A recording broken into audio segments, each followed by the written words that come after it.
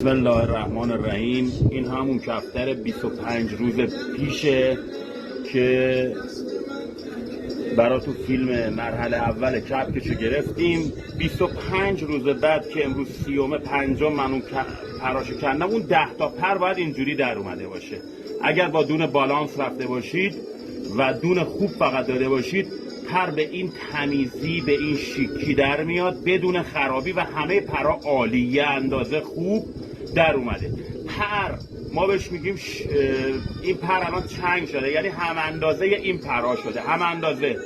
زمانی که هم اندازه شد میایم مرحله دوم انجام میدیم. کفتر باید تو دستت باشه، با دست خودت، نه تو دستی کسی، فقط تو دست خودت آرامش داره.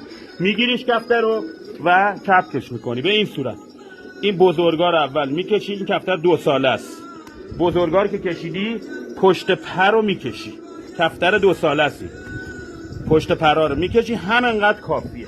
میایی اون یکی کت و اینم ببین پرها بسیار عالی، پرها بسیار قشنگ چنگ شده و این 10 تا این خم این پر این طرفه، اینا رو میکشیم، اینا نوعه، اینا رو میکشیم و پشت پرها، پشت پرم فقط همین بزرگتره. این کفتر 2 ساله. این کبوتری که الان تو دست منه 2 تا دنبش اون موقع خون بود، اگه یادتونه کشیدم تو مرحله 1 هست. این 2 تا دم نوعه، اینو نمیکشم و اینا رو میکشم. تمام. پشت دمش هم این چند تا بزرگا و این کپک برای کفتر 2 سالمون انجام شد. این برای کفتر 2 ساله. اما کفتر 1 ساله رو یه دونه 1 ساله میاریم که نشون بدیم که بچه کار بکنیم.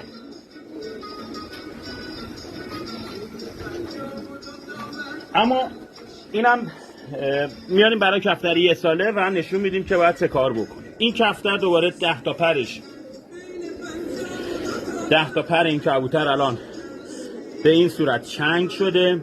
ببینید در اومده، درسته؟ از اینجا که خط میخوره، از این که رنگ داره، ببینید این پر کهنشه. پر کهنه فقط این بزرگا رو میکشیم، دیگه پشت پر رو نمیکشیم، یعنی کاری به این قسمت نداریم، فقط بزرگترها.